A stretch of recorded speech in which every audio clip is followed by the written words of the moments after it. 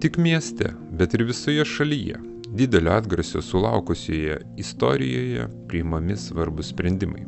Tik priminsime, jog deja, atgimimo aikštė pastarųjų savaičių įvykių sūkuryje atsidūrė ne tiek dėl čia pradėtos rekonstrukcijos, kurios pabaigą turi vainikuoti įrengtas daugiafunkcinis akcentas, kurio plokštumoje bus atvaizduotas Klaipėdos istorinio žemėlapio projektas ir aplink projektuojamas amfiteatras. Visa tai iškils virš 2 aukštų pažeminės automobilių stovėjimo aikštelės. Tačiau visuomenės dėmesys ir nerimas aplink atgimimo aikštę sukilo, kuomet archeologinių kasinėjimų metu čia buvo aptikti sprogmenys, dėl kurių mieste buvo paskelbta net ekstremali situacija.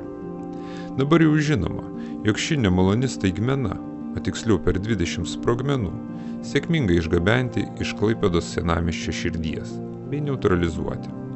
Tačiau nerimaujama, jog sprogmenų šioje vietoje gali atsirasti ir daugiau, tad į pagalbą nuspręsta pasitelkti kariškius, kurie ir atliks tolimesnę sprogmenų paiešką, kas užtikrins sėkmingos ir svarbiausia saugios šio objekto rekonstrukcijos eigą.